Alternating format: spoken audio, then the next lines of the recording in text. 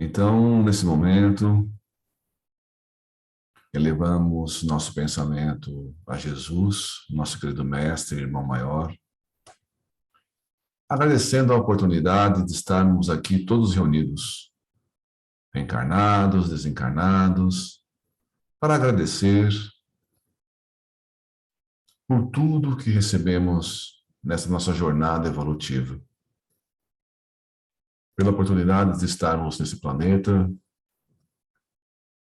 pela ajuda que temos em todos os momentos da nossa vida. Dificuldades, desafios, todos nós temos. Mas esses desafios são superados de maneira conjunta, com o nosso esforço pessoal, com o nosso trabalho e com a ajuda de nossos irmãos encarnados e desencarnados. Então, obrigado, Senhor, pela oportunidade de aprendizado nas experiências da vida, nas leituras. Obrigado, Senhor, pela família que temos. Obrigado, Senhor, pelo trabalho, pelos amigos. Pedimos que ilumine os nossos inimigos, temporários inimigos de momento. Que as pessoas que nós ofendemos possam nos perdoar. E que os bons amigos espirituais iluminem essa reunião, de modos que possamos compreender bem a lição desta noite. Muito obrigado, Mestre, por tudo. E graças ao bom Deus. Graças a Deus. O Evangelho foi aberto no capítulo...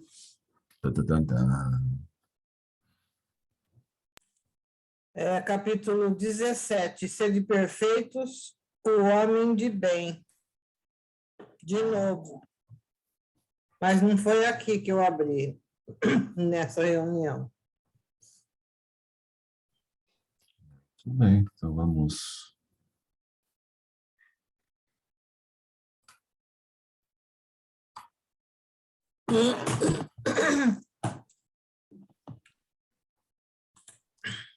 Então a gente vai iniciar hoje um novo capítulo, os arquivos da alma.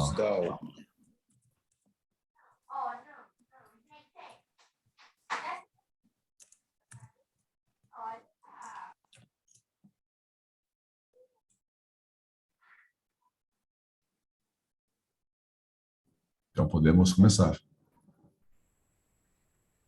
Arquivos da alma. Honrai vosso pai e vossa mãe. Decálogo, Êxodo, capítulo 20, versículos 12. Em homenagem ao Dia das Mães aí.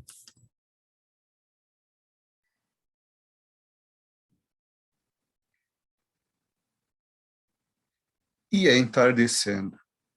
As sombras se acentuavam no horizonte plúmbeo da pesada região. Descemos para o pavimento imediato e, pelo trajeto, arrisquei uma interrogação. Desculpai, reverentíssimo padre. O desejo de investigar pormenores de um assunto que tão bem soube aos meus sentimentos de cristão e à minha preocupação de aprendiz. Como chegam os diretores desta magna instituição a saber que espíritos infelicitados pelo suicídio são aprisionados por falanges hostis, encontrando-se desaparecidos? Se nós comprometemos perante Jesus ao serviço de auxiliares do seu ideal de redenção, filiando-nos à legião patrocinada por sua venerável mãe, respondeu prontamente: manteremos técnicos nesta torre, com o mister exclusivo de procurar os desaparecidos, auxiliados com o emprego infalível dos aparelhos que acabastes de entrever. Em eles, cada um, demarcadas as regiões que deverão sondar. por sua vez, antigos opressores, regenerados sob nossos cuidados e adidos ao corpo de milicianos, tocados pelo arrependimento, vêm, voluntariamente, indicar localidades do invisível ou da terra, do seu conhecimento, onde são aglomeradas as vítimas da opressão obsessora e onde as maiores atrocidades se praticam. Verificados exatos, esses locais serão visitados e saneados. Geralmente, porém, os avisos e as ordens vêm de mais alto, de lá, onde paira a assistência magnânima da piedosa Mãe da humanidade, a governadora de nossa legião. Se as entidades em apreço não pertencem à sua tutela direta e guardiã, poderá o guardião da falange ou da legião a que pertencerem impetrar o seu favor em prol dos transviados, seu amoroso concurso para o alvo a ser colimado, porquanto existe fraterna solidariedade entre as várias agremiações do universo sideral, infinitamente mais perfeitas que as existentes entre as nações físico-terrenas. Outro sim, por mais desgraçado e esquecido que seja um delinquente, existirá sempre quem o ame e por ele sinceramente se interesse, dirigindo apelos fervorosos a Maria em seu favor, por não o fizerem diretamente ao Divino Mestre ou ao próprio Criador.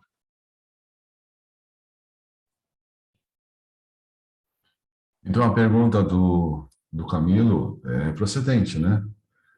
Se, como foi lido na semana passada, algumas pessoas suicidas vão para o Vale dos Suicidas. E outras pessoas suicidas, quando eles são arrebatados, quando eles cometem suicídio, eles são levados para regiões mais escondidas. E que não tem essa assistência do Vale dos Suicidas. Então ele pergunta, como é que vocês localizam as pessoas totalmente escondidas? Então ele está dizendo, primeiro, existe como a gente leu na outra semana, espíritos de uma ordem elevada que com a sensibilidade e com aparelhos específicos sondam e procuram essas pessoas. E assim que elas estão prontas para serem resgatadas, para serem auxiliadas, eles vão lá nessas regiões bem escuras, bem profundas, bem escondidas, e resgatam essas pessoas. Depois, existe, como a gente leu em vários livros, por exemplo, do André Luiz, do Manuel Filomeno de Miranda e tantos outros, espíritos que pertenciam ao quadro desses obsessores e que, com a evolução, se recuperam, eles se arrependem e, nesse arrependimento, começam a trabalhar. E eles começam a trabalhar em prol de ajudar essas pessoas. Então, eles conhecem muito bem essas regiões trevosas e eles se prontificam a ir nessas regiões trevosas e trazer esses espíritos. Existe, por exemplo, nas reuniões mediúnicas, espíritos trazidos na reunião mediúnica por esses espíritos. E, às vezes, alguém mais desavisado, na vidência, acha que aquele espírito é um espírito obsessor, porque ele ainda não é de enorme luz. Mas é um espírito em aperfeiçoamento, ainda de uma luminosidade ainda baixa, mas já tem a força de vontade, a boa vontade de trabalhar, de ir nessas regiões trevosas e trazer espíritos para serem auxiliados. Além disso, ele está dizendo, todos nós, por mais ignorante que a gente seja, por mais perverso que a gente seja, a gente tem espíritos que nos amem e que nos procura ajudar, e estão velando pela gente e procurando o tempo todo nos auxiliar. Então, esses espíritos podem rezar, ajudar. No próprio livro do André Luiz tem várias vezes que mães, avós e outros espíritos vão apelar para os mentores: por favor, me ajuda minha filha, me ajuda meu filho, que está passando por dificuldades, que vai cometer um aborto, que vai fazer isso, vai fazer aquilo outro. Então, tudo isso pode acontecer. Certo?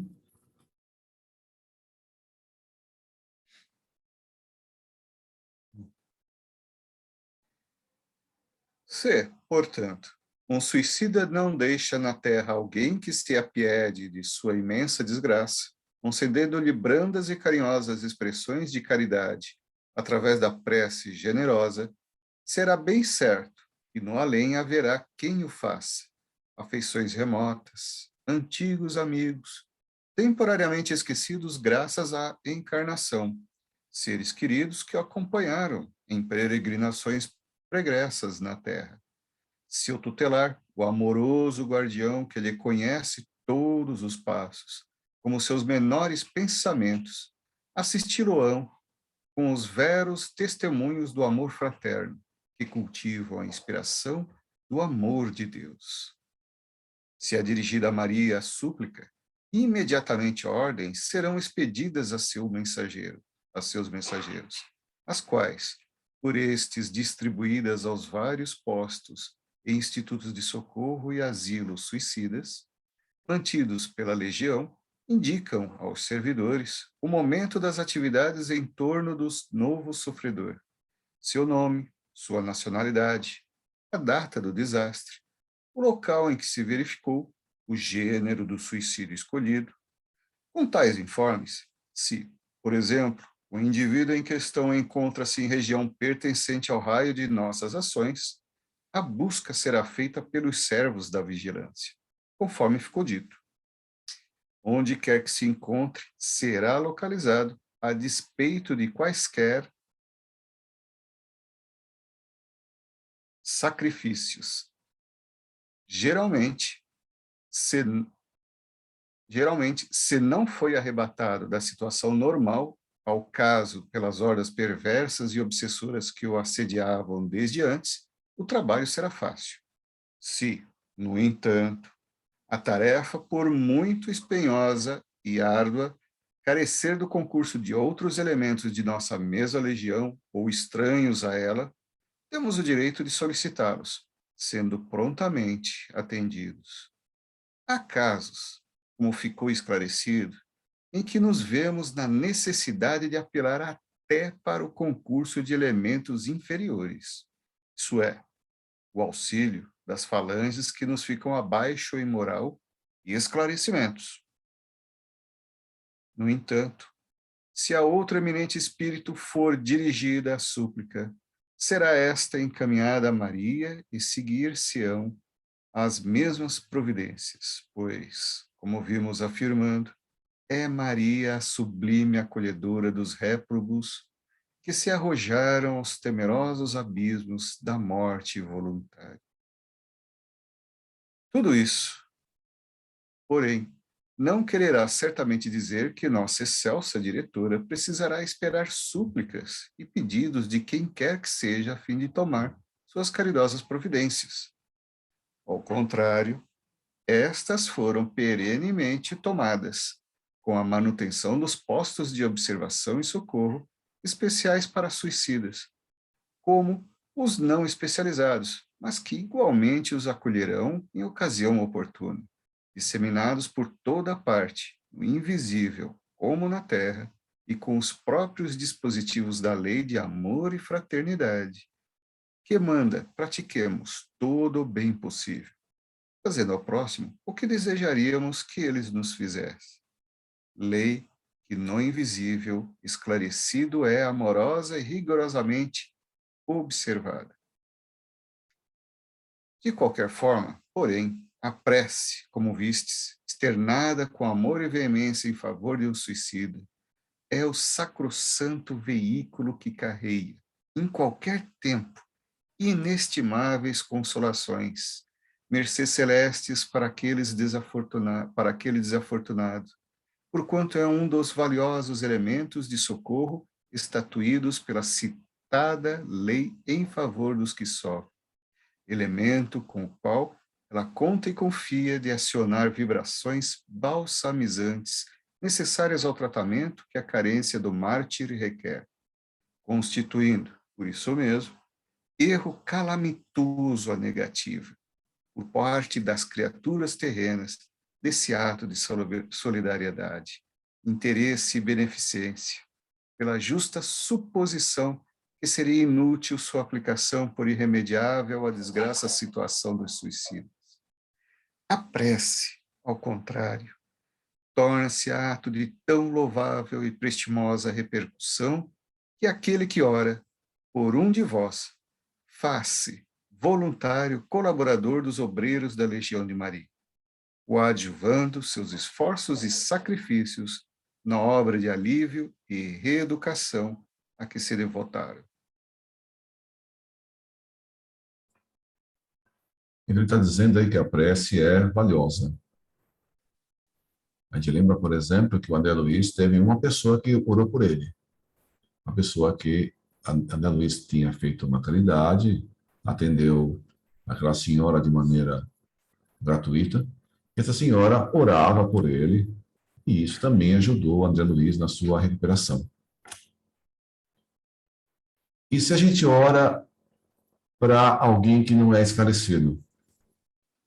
Num dos livros do André Luiz, tem uma menina que a mãe tinha desencarnado, o pai tinha casado novamente, e a segunda mãe, a madrasta, estava doente. E a filha rezou com muito fervor, de modo intensa, para que a madrasta ficasse curada. E ela pediu ajuda para a mãezinha dela, que tinha desencarnado. Então, por favor, mamãe, ajuda a minha madrasta aí que está doente e tal. No caso, vocês que leram o livro do André Luiz, o obsessor era a própria mãe.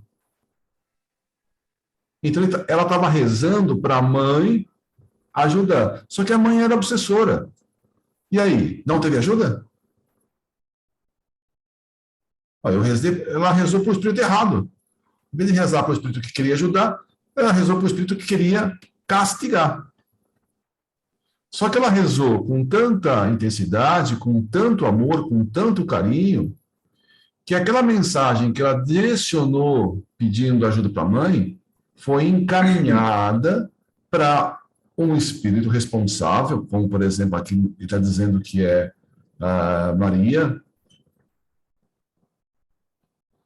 que encaminhou a súplica para as pessoas que estavam em condições de ajudar. E ajudar, inclusive, a mãe da menina, que estava em posição de ser obsessora. Então, a prece é preciosa, sempre.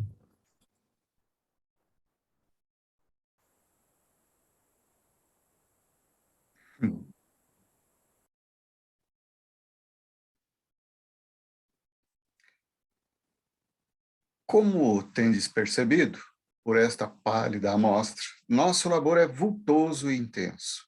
Se as criaturas que atentam contra o sagrado patrimônio da existência corporal, pelo Todo-Poderoso concedido à alma culpada como um ensejo bendito e nobiliante de reabilitação, conhecem a extensão dos sofrimentos e dos sacrifícios que por elas arrostamos. É certo que se deteriam à beira do abismo, refletindo na grave responsabilidade que assumirão, quando não por amor ou por compaixão de si mesmas, ao menos em consideração a respeito a nós outros, seus guias espirituais e amigos devotados, que tantos prélios exaustivos, tantos dissabores suportamos, tantas lágrimas arrancaremos do coração até que as possamos encaminhar para as consoladoras estâncias protegidas pela esperança. O amável Cicerone falara da existência, numa daquelas sombrias dependências que circundavam a torre central, cognominada simplesmente a torre, daqueles temidos obsessores, chefes ou prosélitos de falanges trevosas e perversas, os quais, além de suicidas, seriam também responsáveis por crimes nefandos, previstos nas leis sublimes do eterno legislador como puníveis de reparações duríssimas através dos séculos. Manifestáramos desejo de vê-los. Afigurou-se-nos tratar-se de entidades anormais, desconhecidas completamente pela nossa capacidade de imaginação. Monstros apocalípticos, talvez, fantasmas infernais que nem mesmo apresentariam forma humana. Sorrindo paternalmente, o velho doutor de Canalejas interrogou ao emérito elucidador, que nos guiava, se seria possível defrontarmos alguns deles, visto ser de utilidade conhecê-los, a fim de nos acautelarmos durante a próxima viagem aos planos terrenos, onde enxameiam bandos numerosos da mesma espécie. Padre Anselmo bondosamente aqueceu, não, porém, sem pequena restrição. Estou informado pela diretoria do vosso hospital das conveniências que cabem aos aprendizes aqui presentes.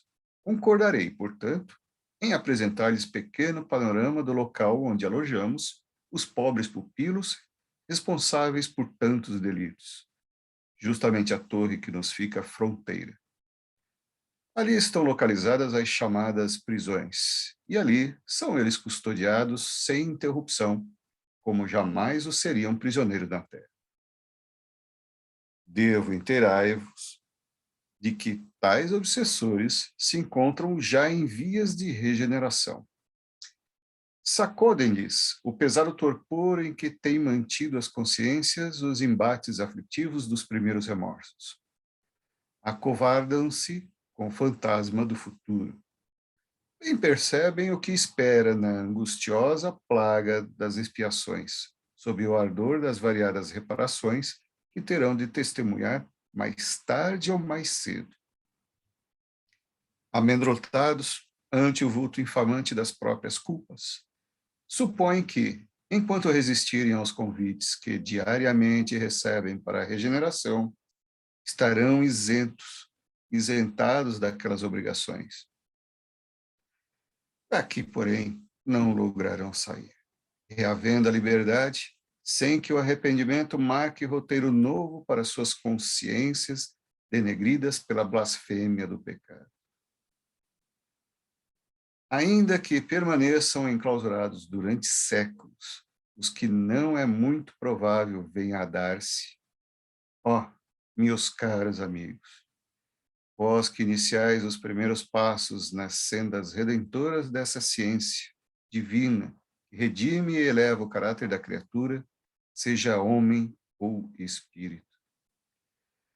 Ó vós, cuja visita ao meu posto humilde de trabalhador da seara do Senhor tanto me honra e desvanece. Colaborai comigo e meus auxiliares dessa espinhosa seção do Departamento de Vigilância. Colaborai com a direção desse instituto, sobre cuja responsabilidade pesam tantos destinos de criaturas que devem marchar para Deus. Cooperai com a legião dos servos de Maria e com a causa da redenção, esposada pelo Mestre Divino, orando fervorosamente por estas ovelhas transviadas que resistem ao doce chamamento do seu meigo pastor. Seja o primeiro ato com que iniciareis a caminhada extensa das reparações que devereis praticar. O gesto da sublime caridade que irá reacender seus imortais aromas de beneficências no seio amoroso do Cristo de Deus. A prece pela conversão destes infelizes transfugas da lei que se arrojaram, temerários de loucos, ao mais tenebroso e trágico báratro a que é possível chafurdar-se a criatura dotada de raciocínio e livre arbítrio. Orai, e afianço-vos, acreditai, que tereis começado formosamente a programação das ações que devereis realizar para a confirmação do vosso progresso.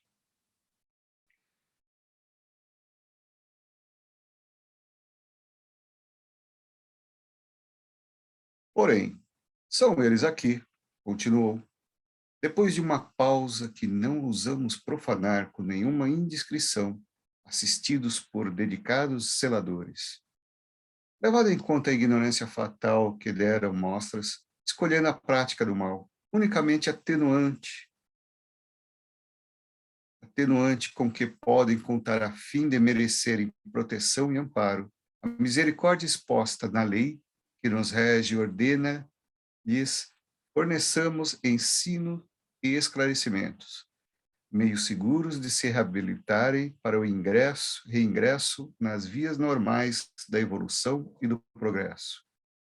Elementos com que combatam, eles mesmos, as trevas que se rodearam. Para isso, retendo-os, caçando-lhes a liberdade, de que muito e muito abusaram, damos-lhes conselheiros e elucidadores, vultos traquejados no segredo das catequeses de selvagens e nativos das regiões bárbaras da Terra, tais como da África, da Indochina, das Américas, Patagônia, distante e desolada.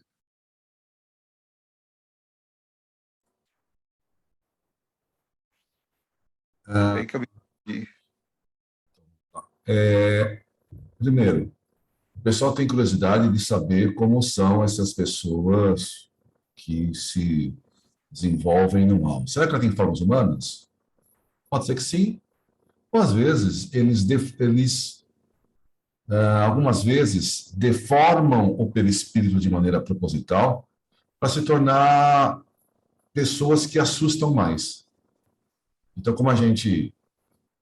o nosso perispírito é reflexo do nosso pensamento, eles podem, através do pensamento, haver essa deformidade do perispírito, e às vezes eles ficam longos e longos e longos anos com o espírito deformado, com o perispírito deformado, e às vezes eles até têm dificuldade de voltar à forma humana. Eles nem se lembram como voltar à forma humana, porque eles estão há séculos nessa forma deformada. Então isso é uma possibilidade. Mas todos eles, todos nós, estamos seres em evolução. Essa evolução é contínua. A gente comete erros, como esses seres que estão descrevendo, cometeram erros. Eles estão aprisionados. E a gente sabe que, ao longo da evolução, às vezes esses espíritos ficam presos durante um tempo e depois eles são soltos, porque eles também têm que ter a oportunidade de evoluir. Às vezes, eles são soltos entre tribos atrasadas da própria Terra, aonde há essa troca de interação e evolução, porque estão falando aí de regiões bárbaras. Então, eles podem reencarnar entre regiões, entre bárbaros, já que eles abusaram da liberdade que eles tiveram. Hoje em dia, a gente está passando pela transição planetária. Nós estamos num mundo de provas e expiação e estamos entrando no mundo de regeneração. E de um tempo para cá, de alguns anos para cá, muitos espíritos que estavam presos, como esses daqui, foram soltos na encarnação ao longo de todo o planeta. Porque todos nós temos que ter a chance de provar que merecemos continuar nossa evolução nesse planeta. Alguns de nós vai aproveitar essa chance e se recuperar, né, e continuar a próxima vida, nas próximas vidas aí nesse planeta. Outras pessoas não vão aproveitar essa encarnação, e então tem a encarnação aqui hoje, e depois a próxima vai ser num planeta inferior ao nosso, dependendo das nossas escolhas que a gente faça. Então, hoje em dia, a gente percebe que existe uma confusão maior do que existia antigamente, existe balbúrdia maior, às vezes, muitas vezes, violências maiores do que existia antigamente, porque foi permitido que muitos espíritos, todo mundo reencarnasse. Está todo mundo encarnando nesse momento para ter essa chance de evolução.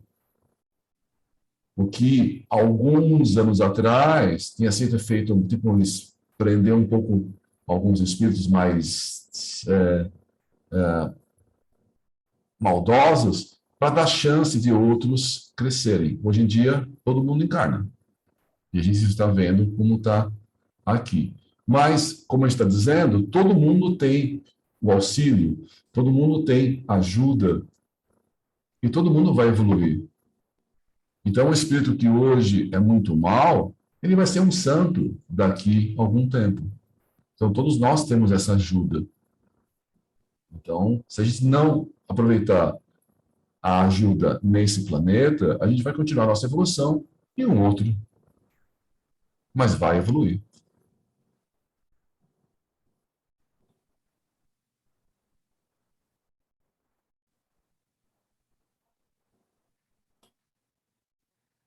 Vinde e assistireis, através de nossos aparelhos de visão à distância, ao que se passa na terra fronteira. Encaminhou-se um vasto salão que se diria gabinete de fiscalização geral do diretor. Mobiliário sóbrio, utensílios de estudo e farto aparelhamento de transmissão da palavra e da visão, permitindo rápido entendimento com toda a colônia. Era tudo que compunha o solitário compartimento. Fez-nos sentar e, ao passo que se conservava de pé, qual mestre que era no momento, prosseguiu na sua atraente elucidação. Eis em que consistem as prisões neste recanto sombrio do Instituto Maria de Nazaré. Aproximou-se dos aparelhamentos, os televisionadores, acionou-os destramente e encontramo-nos miraculosamente em extensa galeria cujas arcadas, lembrando antigos claustros, exprimiam o estilo português clássico que tanto nos falava a alma.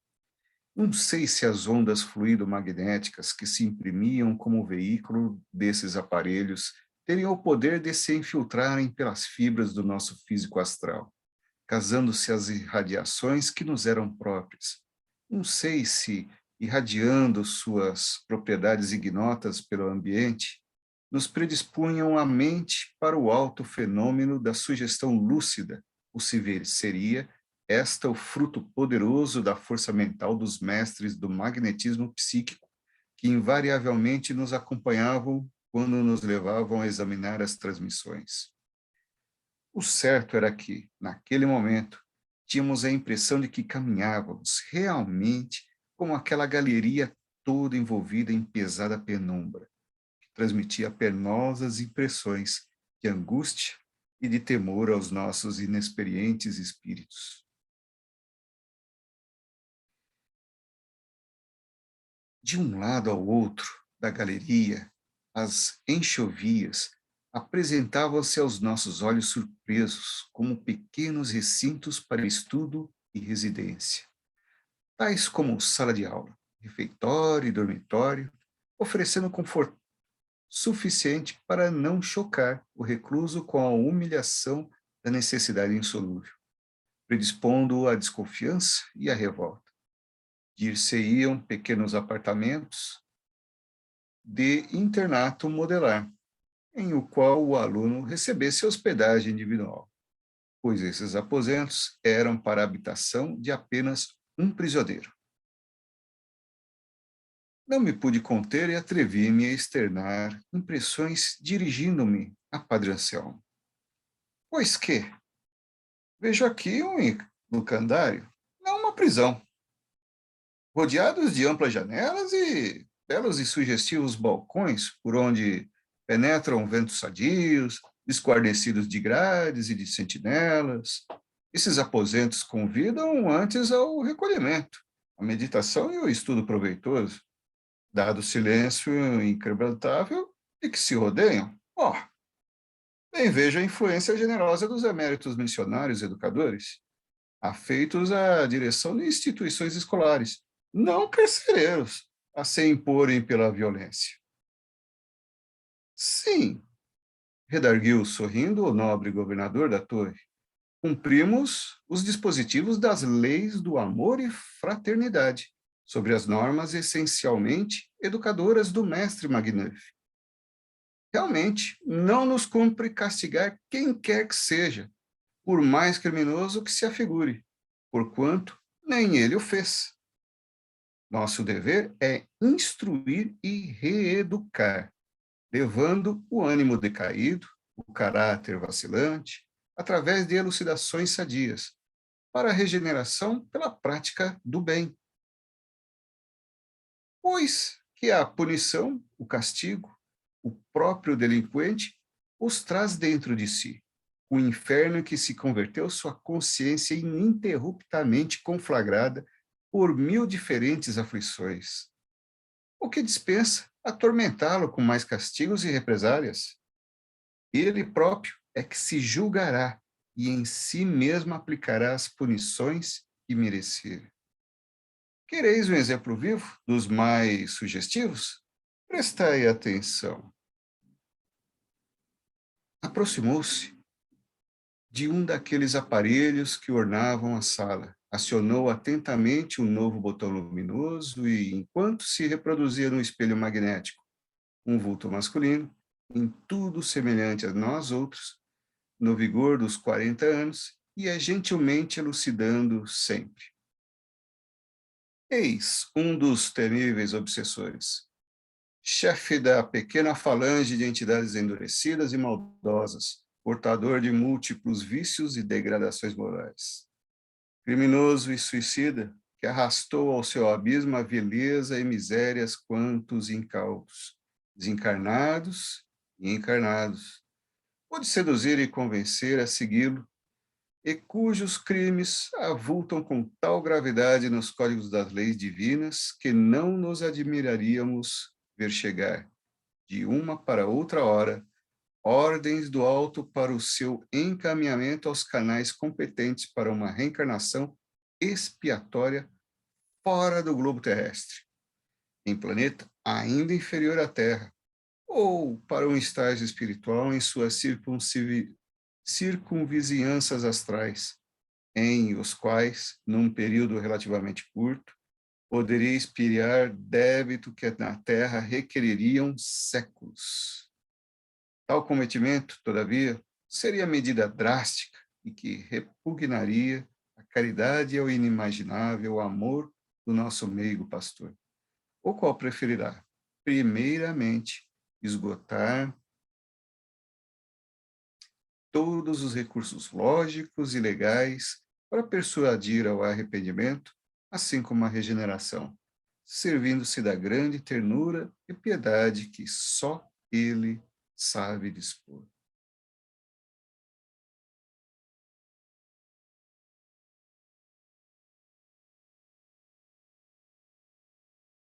Maria intercedeu por esse infeliz, junto ao seu divino Filho, enquanto a nós outros recomendou a máxima paciência, a mais fecunda expressão da caridade e de amor de que formos capazes, a fim de serem aplicados no seu lamentável caso. É assim que o prisioneiro, embora como vedes, recebe sem interrupção toda a assistência moral, espiritual e até física, se assim me expressar que a sua natureza animalizada e grosseira requisita. A moral cristã, que absolutamente desconhece, é-lhe fornecida diariamente como alimento indispensável que não pode prescindir da indigência chocante em que se encontra. E recebe-a através do ensino do Evangelho bendito, durante aulas coletivas, figuradas e encenadas, como presenciastes naquelas reuniões terrenas a que fostes conduzidos, as quais não são mais do que pequenos postos auxiliares dos serviços realizados no invisível. E é, como os demais alunos prisioneiros, ajudado a reexaminar os excelsos ensinos do Redentor e a confrontá-los com as ações que lhe foram próprias. Aquele Redentor que, fiel à sua finalidade de mestre e salvador, estende-lhe a mão compassiva, privando-o a erguer-se do pecado.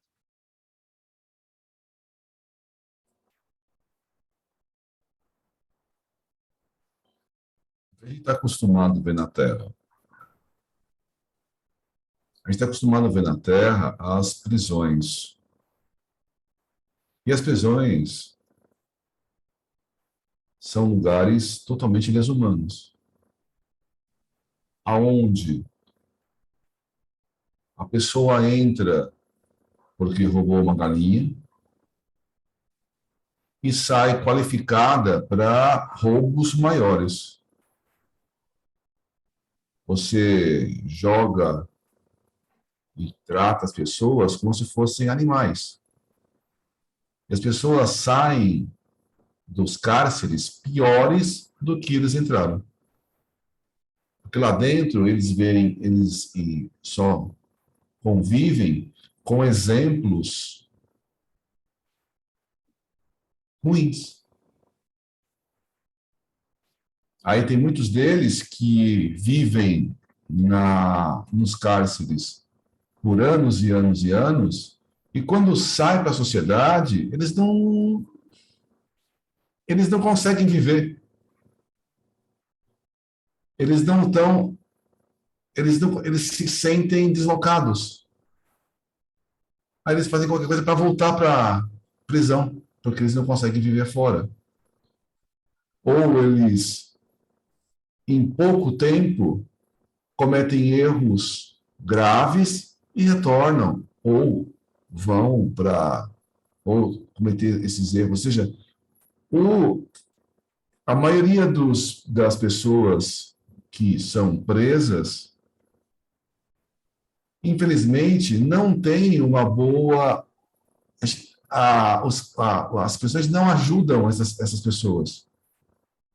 São raros os casos de lugares que você ensina um trabalho, você dá uma educação, você dá algo de proveitoso para a pessoa que não teve essa chance fora da prisão, tivesse a chance na prisão e saia de lá reabilitado. Infelizmente, de um modo geral, principalmente aqui no Brasil, isso é complicado. Quando eles veem isso, né, eles vão lá e visitam essas pessoas, primeiro, eles veem uma pessoa normal, com aparência normal, aonde a prisão é como se fosse uma escola, que a intenção é ajudar essas pessoas. A própria consciência acusa elas. E é assim que elas conseguirem se melhorar, elas vão reencarnar e elas vão ter que reparar os erros delas. Então a ideia não é castigar, não é punir. Elas vão ter que reparar perante a lei. Em outras vidas, em outras encarnações, a própria análise da consciência dela, através das meditações que o próprio Camilo vê. Aqui é um lugar propício para você meditar. Mas a ideia é essa, né? Que a pessoa medite e melhore. Então, são lugares para ajudar essas pessoas. E não castigar. Diferente das prisões aqui entre nós, né? Dentro da Terra. A prisão tem que ser uma reeducação, né? E não uma vingança, né? Exatamente.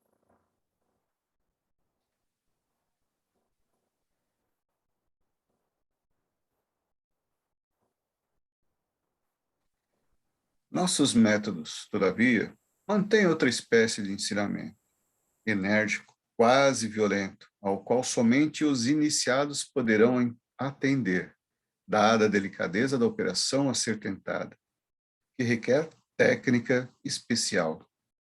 Por essa razão, esta parte será sempre confiada a um especializado dos mais populares em nossa colônia, um técnico, Olivier de Guzmán, a quem conheceis como diretor do Departamento de Vigilância. Acumula ele, assim, tarefas das mais melindrosas, não só por esse o dever que lhe cumpre, visto que na seara do Senhor jamais o bom obreiro estará inativo, como também devido à escassez de trabalhadores a que me referi. Apreciai o que se passa no apartamento deste réu aluno e avaliai por vós mesmos. Com efeito, sentado à mesa do estudo, as faces entre as mãos, em atitude de desânimo ou preocupação profunda, cabelos revoltos, cheios e ondulados, semblante atormentado por pensamentos conflagrados, emitiam em torno do cérebro evaporações espessas, quais nuvens plúmbeas. Encontrava-se o prisioneiro ali, à nossa frente, como presente do mesmo salão em que nos achávamos. Surpreendidos, porém, nesse terrível obsessor, reconhecemos apenas um homem, simplesmente um homem.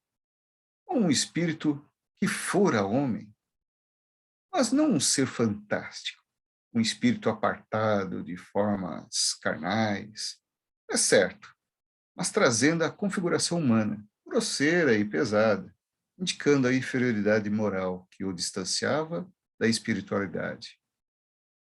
Trajava, tal como no momento em que sucumbira em sua organização carnal, sob o golpe do suicídio, calça de fino tecido de lã preta, o que indicava que na Terra fora personagem de elevado extrato social, e camisa de seda branca com punhos e peitilho de rendas de Flandres.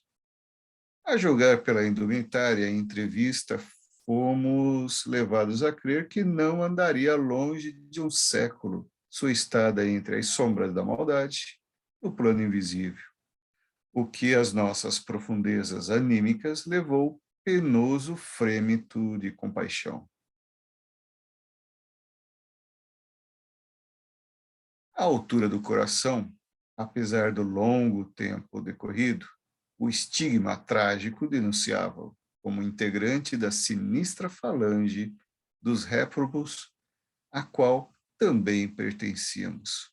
O sangue, vivo e fresco, que se houvera começado a jorrar naquele momento, derramava-se de largo orifício, produzido certamente por florete ou punhal, ferreteando impiedosamente o físico astral. Derramava-se sempre ininterruptamente, apesar do tempo, como se tratasse antes da impressão do fato ocorrido, sobre a mente alucinada ou trevosa do desgraçado. Eis, todavia, que entrava o mestre que o assistia, o qual piedosamente ia, de aposento a aposento, acender nos corações incultos daqueles míseros delinquentes as lâmpadas estelíferas do conhecimento, a fim de que norteassem com elas as estradas mais compensadoras. O antigo obsessor levantou-se respeitoso, fazendo vênia própria de um gentil homem, Olivier de Guzmán, pois era ele o mestre, o me cumprimentou carinhosamente. A paz do Senhor seja contigo, Agenor Penalva. O réu não respondeu, conservando-se de senho contrafeito, e a um sinal daquele, sentou-se novamente à mesa, enquanto o guia formoso permanecia de pé. Fisionomia grave, atitudes delicadas, conversação paternal. Olivier de Guzmán, que, como os demais iniciados superiores, trajava a indumentária da bela e operosa falange, a que pertencia, entrou a expor ao discípulo a explicação do dia, fazendo-o anotá-la em cadernos, isto é, levando-o a analisá-la, a meditar sobre ela, a fim de cuidadosamente imprimi-la na mente. No dia imediato, deveria o discípulo apresentar a resenha das conclusões feitas em torno do assunto ventilado. Consistia essa aula, por nós presenciada, em importante tese sobre os direitos de cada indivíduo, assim na sociedade terrena como na astral, à luz da lei magnânima do Criador, nos direitos de mútuo respeito, solidariedade e fraternidade que a humanidade, a si mesma, deve na harmoniosa cadeia das ações e cada criatura em torno de si mesma e dos seus semelhantes.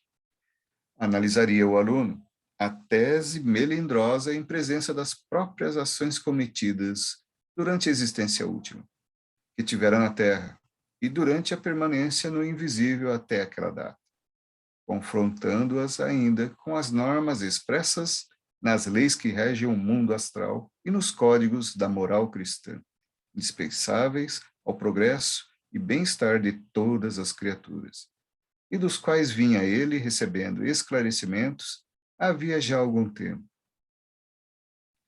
O aluno assistia o direito de apresentar objeções, indagar em torno de dúvidas que pudesse ter, e até de contestar, observando nós outros o volume de preciosos esclarecimentos fornecidos pelo mestre a cada contestação do enfurecido discípulo. E tal labor da exclusiva competição da consciência.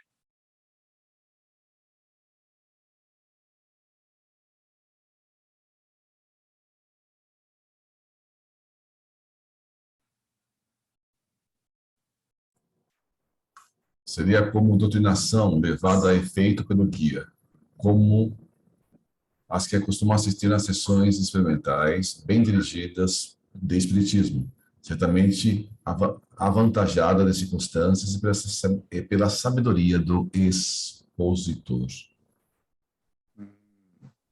Então, ele está comentando aqui sobre esse esclarecimento, né? Então, na verdade, é como se fosse uma doutrinação, uma conversa que acontece dentro das reuniões mediúnicas. Logicamente que com muito mais conhecimento, né? Onde você conhece o espírito que está conversando, que se está batendo um papinho aí, então você consegue esclarecer.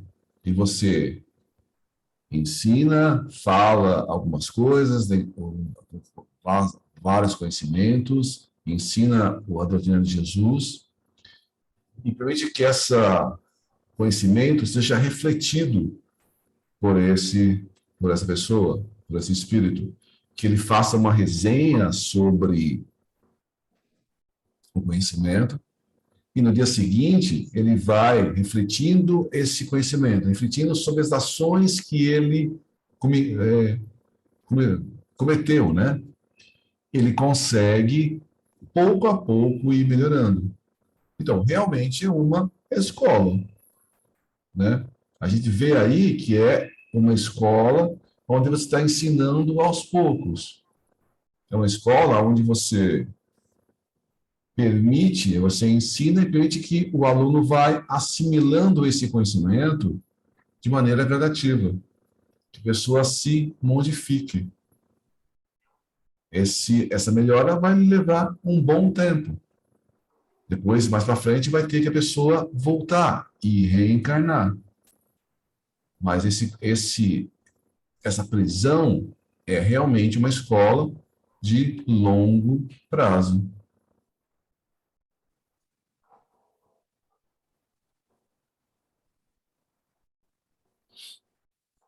E tal labor da exclusiva competição da consciência poderia ser tentado por todos os reclusos, independendo da cultura intelectual. Perplexos diante da intensidade e extensão dos serviços na torre, indagamos do paciente elucidador. Uma vez que este pobre espírito se convença da necessidade do bem, para onde será encaminhado? que vai ser dele? E porque obtém, apesar da má vontade manifesta, mestre de tal valor, lições profundíssimas, com que aqui presenciamos, ao passo que nós outros, que nos dispomos a trilhar o futuro de boa mente, através dos vossos conselhos, mal vislumbramos esses iniciados que tanto nos agradam, e nem conseguimos sequer um texto, onde aprendamos as leis que nos regerão daqui por diante, quanto mais apetrechos de escrita. Foi concludente a resposta, que não se fez esperar. Em primeiro lugar, esclareceu o padre Anselmo, não devias esquecer que sois enfermos, a quem somente agora concederam alta do hospital. E mais que, havendo ingressado há apenas 3 anos nesse abrigo, não passais de recém-chegados que nem mesmo concluíram o reajustamento psíquico. Tão flagrante diferença, aliás, se patenteia nas vossas mútuas condições, que não admitem sequer um confronto para discussões. Não vos admireis, portanto, que esse que acolá observamos obtenha o que me parece imerecido. Vossa época de iluminação virá a seu tempo e não perdereis por esperá-la. Há 38 anos ingressou Agenor Penalva nessa torre e só agora concorda em aplicar-se ao indispensável estudo de si mesmo para acatar a lei e minorar a situação própria, que lhe vem pesando amarguradamente. De outro lado, justamente devido à inferioridade moral no que se rodeia, necessita maior vigilância e assistência do que vós, cujos pendores para conversão à luz muito bem auguram para o futuro. Trabalho prolongado tem requerido o endurecimento do coração em que se entrincheirou aquele pecador. Temeroso, qual se sente das consequências futuras dos desbaratos que converteram em trevas a sua vida. Fora mesmo necessária a perseverança paternal de um Olivier Guzmán, afeito ao trato com os nativos do norte e semibárbaros do oriente, a fim de convencer o grande transviado que aí tendes ao encorajamento para a emenda. Voltará ele muito breve à reencarnação. Encontra-se excessivamente prejudicado em suas condições mentais, para que seja lícito conduzir-se a situações de verdadeiro progresso. Só uma existência terrena, a longa, dolorosa, operando-lhe decisivas transformações mentais, para alijar-se da consciência sobrecarregada de sombras, considerável bagagem de impurezas, permitir-lhe-á ensejos para novos traçados na rota do progresso normal. E é, a fim de convencê-lo satisfatoriamente a tal resolução, sem jamais obrigá-lo, é no intuito de prepará-lo para a aquisição de forças suficientes para as pelejas ardentes que enfrentará nos proscênios terrestres, que assim o detemos, procurando moralizá-lo o mais possível, reconciliando-o consigo mesmo e com a lei. Se o não fizermos, sua próxima e inevitável reencarnação tornará ao mesmo círculo vicioso em que tem degenerado as demais, o que absolutamente não convém a ele e tampouco a nós outros, visto que por sua reeducação nos responsabilizamos perante a mesma lei. Continuai, porém, observando o que se passa em seus aposentos. Porque ele tem ajuda e eu não. Ele está há 38 anos e só agora, recentemente, que ele se abriu para receber essa ajuda. Então, Jesus disse, não jogai pérolas aos porcos, né? Então, na verdade, é o seguinte, você acaba se dedicando às pessoas que te dão abertura para você aprender. Ele, após 38 anos, ele deu abertura e tem a ajuda desse espírito evoluído. Esses outros espíritos que estão assistindo isso estão apenas há 3 anos desse hospital. Tiveram aí a alta e, ao longo dos próximos meses e anos, eles vão passar por experiências que também vão preparar eles para a nova reencarnação. Esse espírito que está recebendo toda essa ajuda e está pouco a pouco refletindo, ele vai logo retornar à encarnação. E para que isso seja uma encarnação proveitosa, eles estão preparando ele. Se eles simplesmente jogar ele numa encarnação, a encarnação poderia ser perdida, cometendo os mesmos erros de outras vezes. Então, cada um de nós tem a ajuda necessária para a nossa evolução. A gente passa por experiências que não são benéficas. A gente sempre fala, porque tal pessoa está assim, eu merecia mais que isso. Aí sempre fica olhando o outro, né? Vê o que é toda a ajuda que nós temos. Todo o aprendizado que a gente tem na nossa vida. A gente fica só se lamentando das nossas dificuldades, dos nossos problemas, dos nossos desafios. Tirando ali o ciúminho, né, que o pessoal ficou, né, porque ficar com o ciúminho, né, tava lá, pô, era ganhando toda a atenção do diretor da casa, tal, e a gente aqui poucas vezes pudemos falar com ele, mas por esse trecho aqui do texto dá a impressão de que esse amigo ele vai reencarnar com deficiências mentais, né?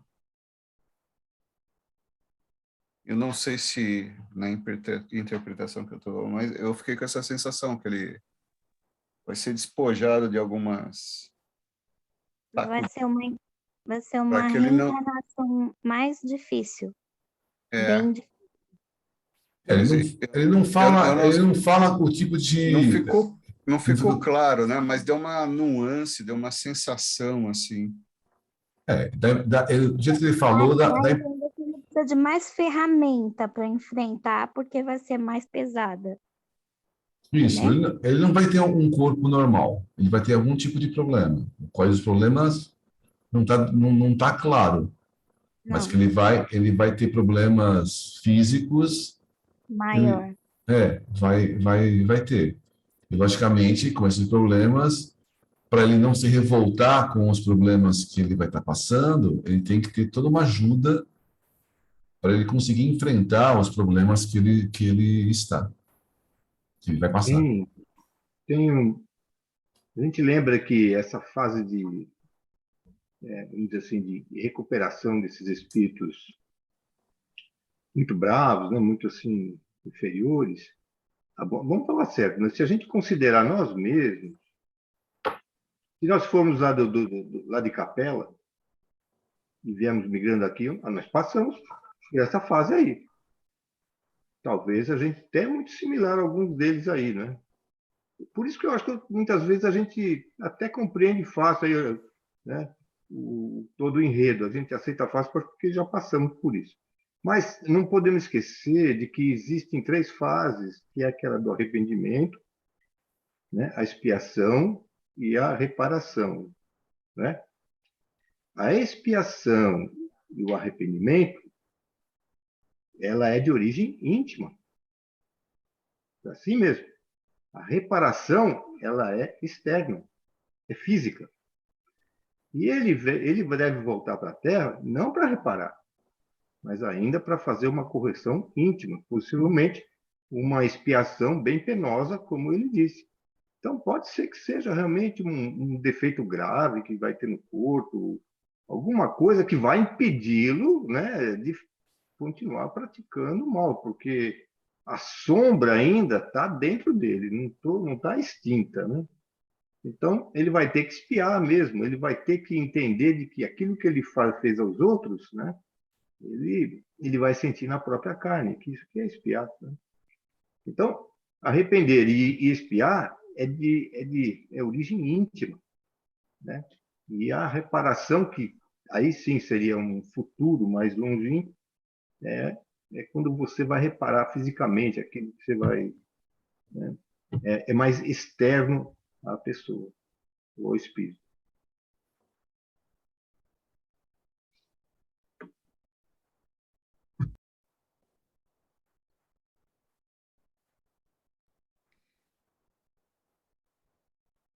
Prestando seguidamente a máxima atenção, fomos surpreendidos com acontecimentos que se desenrolaram com precipitação, os quais, por sua natureza altamente educativa, merecem ser narrados com especial carinho. A um gesto do perceptor, vimos que o paciente levantou-se a fim de acompanhá-lo submissamente. Como tocado por influências irresistíveis. Caminharam ao longo da galeria extensa, onde se localizavam as prisões dos abrigados. Olivier à frente. Penetraram dentro, em pouco, espaçosa sala, espécie de gabinete de experimentações científicas. Disse-ia um tabernáculo onde mistérios sacrossantos se desvendavam, afirmando ao observador o quanto conviria aprender e progredir em psiquismo, para se tornar merecedor da herança imortal que o céu legou ao gênero humano. O citado gabinete mantinha-se perenemente saturado de vaporizações magnéticas apropriadas à finalidade para que se fora organizado, as quais suavemente emitiam fosforescências azuladas, tênues, sutis, quase imperceptíveis à nossa visão, ainda muito débil para as coisas espirituais, e absolutamente invisíveis à percepção embrutecida daquele que nelas penetrava a fim de se submeter à operação conveniente. Sobre um tablado polido, como cristal, via-se uma cadeira estruturada em substâncias que igualmente se assemelhavam à transparência do cristal, mas pelo interior da qual perspassava um fluido azul, fosforescente, como o sangue que corresse pelos canais arteriais de um envoltório carnal, desde que fossem acionados botões minúsculos, quais pequeninas estrelas, que se apresentavam no conjunto de todo o estranho aparelhamento. À frente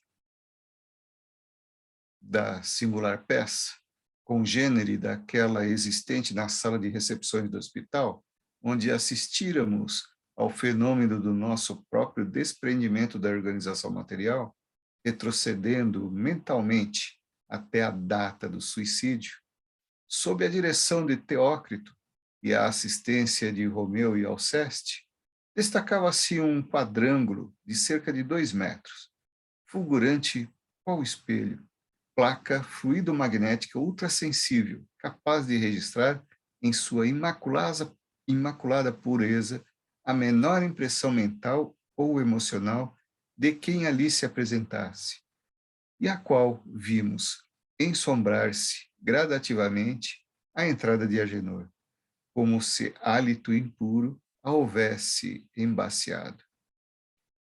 Insofrido e curioso, perquiri, ponto reparo no aparelho e descuidando-me da discrição que conviria conservar. Ir-se-ia um gabinete de fenomenologia transcendental. Qual a utilidade disso, reverendíssimo padre? Raciocinais bem. Com efeito, trata-se de um sacrário de operações transcendentalíssimas, meu amigo. O aparelho que vedes, harmonizado em substâncias extraídas dos raios solares, cujo magnetismo exercerá a influência do ímã, é uma espécie de termômetro ou máquina fotográfica, com que costumamos medir, reproduzir e movimentar os pensamentos, as recordações, os atos passados que se imprimiram nos ferrolhos psíquicos da mente e que, pela ação magnética, ressurgem como por encanto dos escombros da memória profunda de nossos discípulos, para impressionarem a placa e se tornarem visíveis como a própria realidade que foi vivida. Um frêmito de terror sacudiu nossa fibratura psíquica.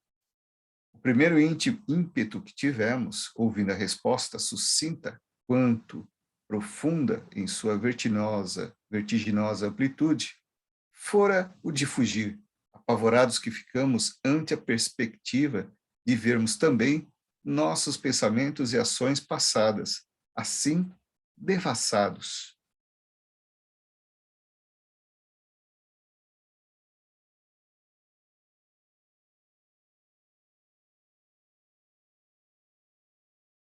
Intimamente, presumíamos que nossos mentores conheciam minuciosamente quanto nos dizia a respeito, sem exceção mesmo do pensamento.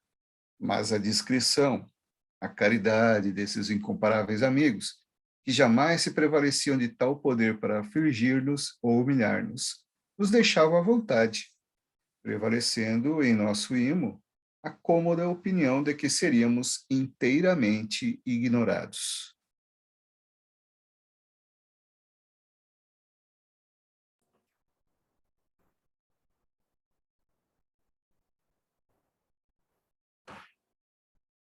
Bateu o medinho, né? Vou mostrar o que vocês estão pensando. Então, vamos dar uma de Camilo. Primeiro, essa tecnologia ainda não chegou na Terra. Graças a Deus, né?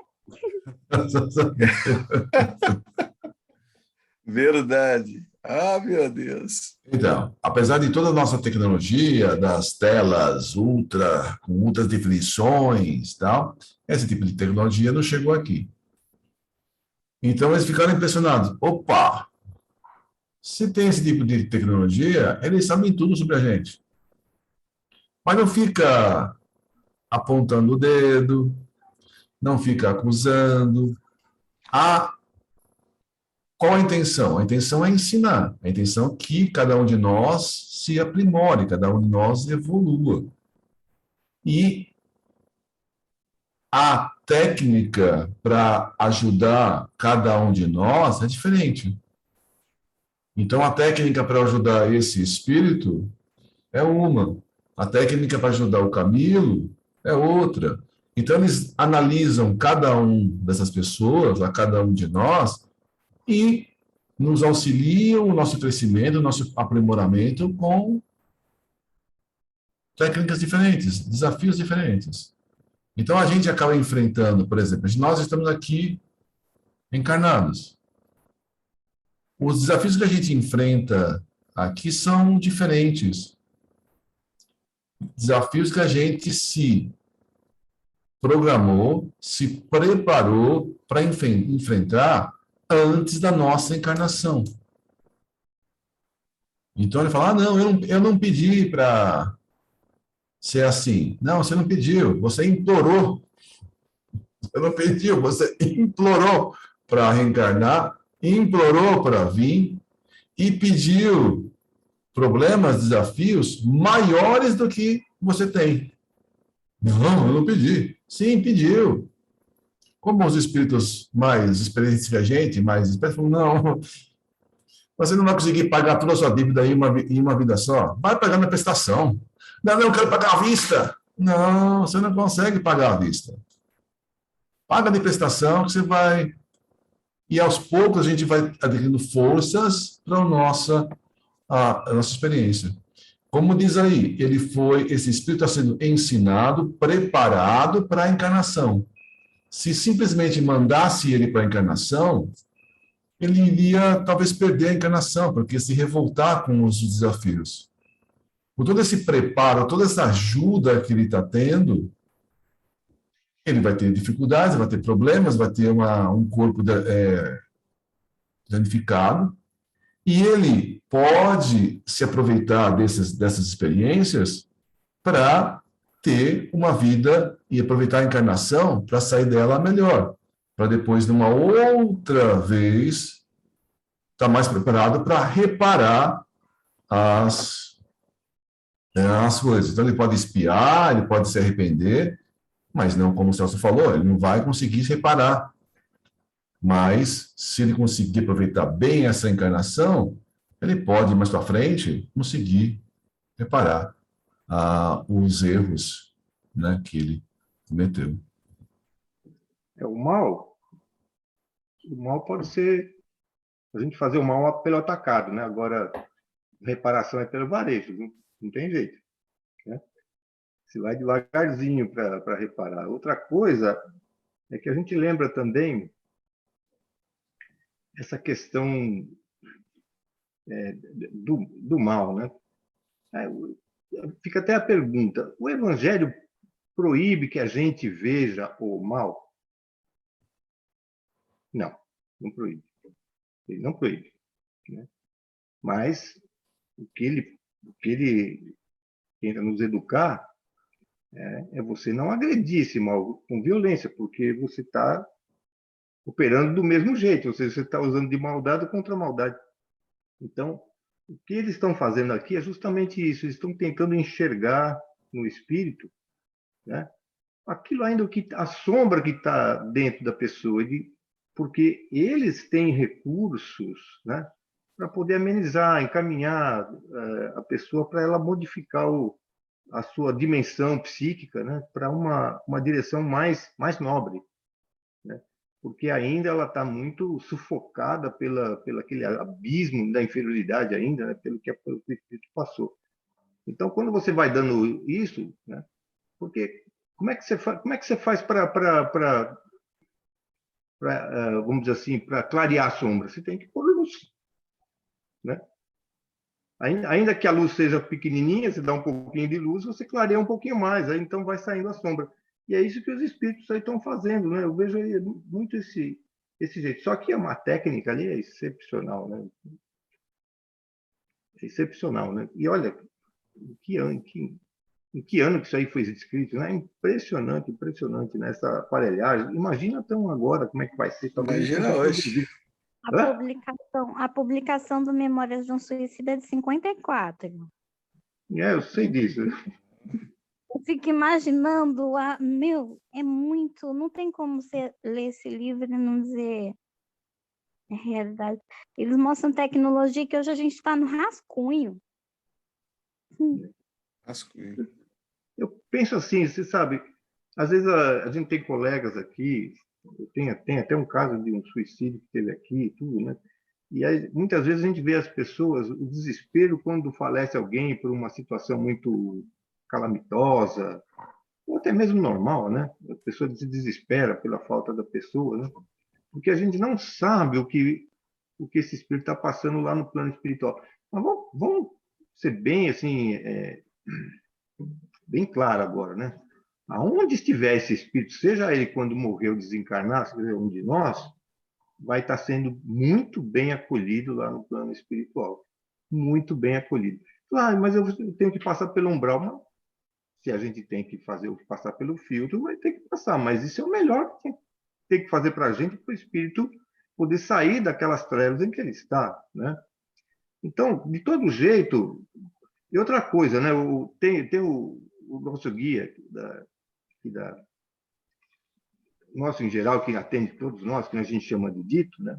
Ele veio com uma frase uma vez que, quando eu vi pela primeira vez, faz muito tempo atrás, diz assim que para um toco pequeno, uma marreta pequena, e para um toco grande, uma marreta grande, senão você não consegue enfiar o toco lá, né?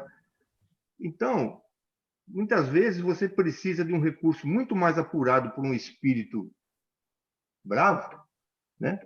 Do que os outros lá que se queixaram que eu não tenho o mesmo recurso, né? Porque os outros que estavam assistindo é toco pequeno, então foi um toco grande lá, né? Ou seja, eles precisam realmente de um amparo muito mais forte para poder reajustar. Essa é a verdade, né? Verdade. Eu acho que esse tipo de maquinário não é para ele ser exposto, é para ter um choque de realidade, né? Ele vai ver na frente dele o que ele fez e o que ele era. Então, não é para os outros, para Então, ele enxergar.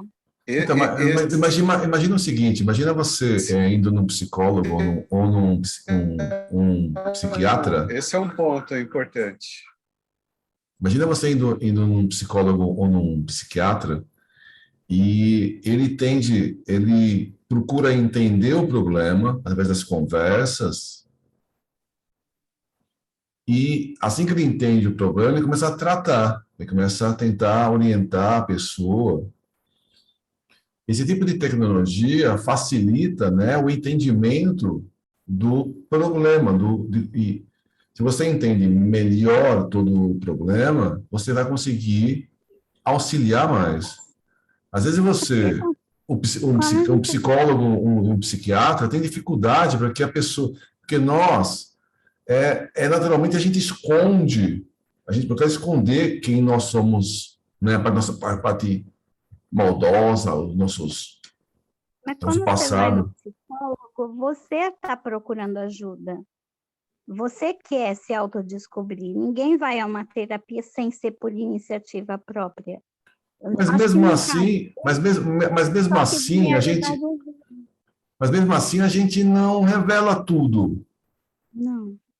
A gente fica meio com vergonha de falar as coisas, de fazer, né? E nesse tipo assim, eles conseguem entender melhor, mas não fica expondo a gente, né? Que fala, ó, está assim e você sabe que a pessoa está vendo tudo aquilo, que você se envergonha. Então, você conhecendo melhor a pessoa, você consegue ajudar mais. Essa é a intenção, né? Você conhecer melhor os problemas para poder saber melhor como tratar. É assim que o médico, por exemplo, vamos fazer um monte de exame. Vamos fazer exame de sangue, raio-x, não sei o quê, ultrassom e papá. E a intenção de fazer esse monte de exame é você descobrir qual é o problema e você conseguir tratar. Acho que essa tecnologia algo por aí. Não, mas eles já conhecem o que ele é. Ele não se conhece. Eu acho que é para isso que é usado esses maquinários. Porque eles já sabem quem ele é. Eles já sabem tudo o que ele fez. Eles conseguem ler a gente. Nesse contexto, Lorenzo, eu acredito que é como a colega está colocando, porque nós sabemos que à medida que a superioridade cada nível tem, maior é a própria penetração e a capacidade, né, de interpenetrar nas demais consciências inferiores. Então, eles sabem, eles conhecem, eles, né, temos várias obras, a gente sabe como o processo todo se dá. A sensação que eu também fiquei é como efetivamente um espelho. Porque quanto nós desconhecemos, ou às vezes fingimos desconhecer de nosso próprio íntimo.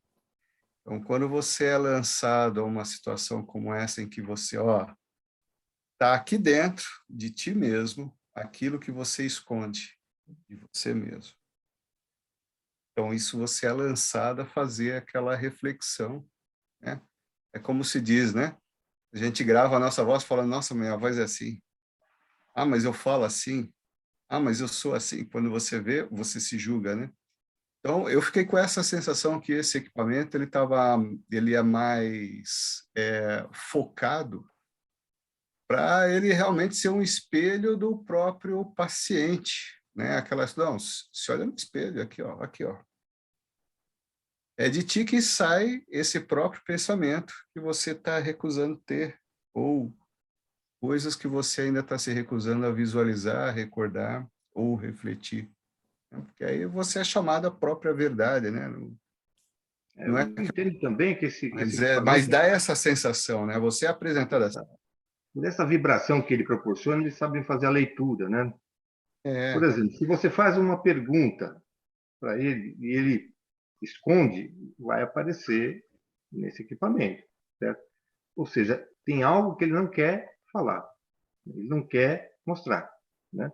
Então, mas é justamente isso que eles querem ver depois. Como é que você faz para poder se ajustar? É que nem assim a psicologia inteira. Eu não sei. Alguém sofre de toque aqui? Aquele, aquele famoso toque que você... O cara que está querendo arrumar tudo quanto parece coisa aqui, quer ver a coisa errada, ele quer mexer, não sei o quê. Alguém sofre disso daí? Não? Ó, o primeiro problema de que ter toque é que a gente não sabe se tem toque, né? 80%. Não. Como não sabe?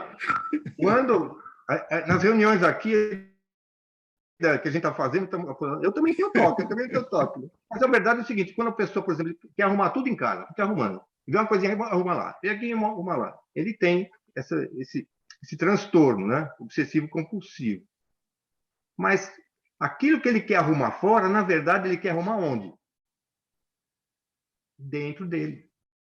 Ele joga para fora, externando para fora, mas na verdade o que ele quer arrumar é dentro e não consegue, né? E aí você vai no psicólogo e fala, rapaz, é isso que está, você precisa organizar a sua parte íntima, que você quer organizar a parte de fora, né? Mas resolver dentro que é difícil. Então, como você mesmo falou aí, o espelho, né? Você enxerga fora, mas o que você está enxergando fora é o que está dentro de você, né?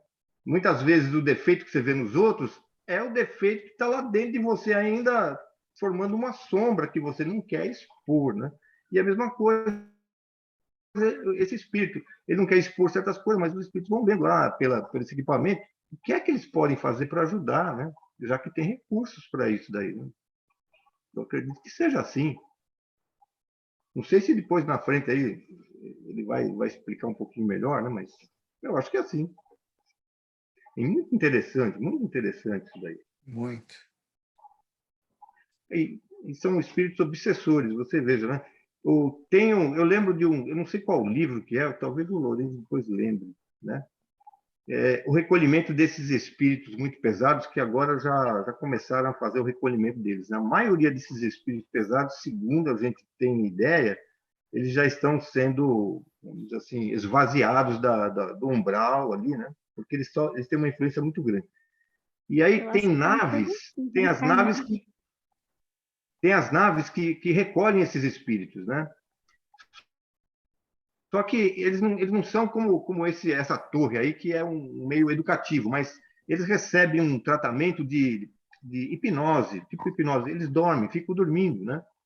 Para poder, em determinado tempo, receber esse amparo que eles recebem, para depois reencarnar em outros órgãos, né? Então, espíritos dessa natureza, eles estão preparando para que ele possa ser mais fácil a próxima reencarnação, como o Lodin estava falando, né? Então, é um trabalho de fraternidade, solidariedade assim muito profundo, né? Que às vezes a gente não consegue entender, a gente não consegue usar desse mesmo recurso aqui para nós, aqui entre nós, né? Muitas vezes. É verdade. Trabalhadores da última hora, né? Nós somos tentando aprender com os nossos erros, para não ir para os outros planetas pior. Exatamente. Bom, esse capítulo é longo, a gente vai continuar na semana que vem, nesse mesmo assunto, essa meditação aí, nesse conhecimento aí. Vê que um livro é antigo, mas totalmente atual, né? Totalmente dentro da nossa realidade. Acho que até além, sabe? Do nosso. Eles são muito evoluídos. Sem dúvida. Os livros da Ivone Pereira, do Chico Xavier, eu vejo eles muito além do que a gente vive hoje. A gente está começando aqui no plano físico, né? Ô, Andressa, quer fazer a prece de encerramento hoje? Será que eu vou saber? Sabe sim. Sabe? Melhor que todos nós. Quem dera. Vamos lá. Agradecemos a Deus, nosso Pai, a Jesus Cristo, nosso Mestre, a realização dessa leitura, desse estudo que tanto tem nos ajudado. Pedimos aos espíritos protetores desse núcleo que sempre nos assistem, que proteja a casa espírita, os espíritos trabalhadores, encarnados e desencarnados, que auxiliem os mentores do grupo espiritual, os espíritos protetores a orientar, guiar os passos para os trabalhos desse grupo, individual de cada um de nós, nos auxiliando, nos mostrando o caminho para a nossa evolução e para o nosso aprendizado. Encerro esse estudo da noite de hoje fazendo a oração que Jesus nos ensinou. Pai nosso que estais nos céus, santificado seja o vosso nome.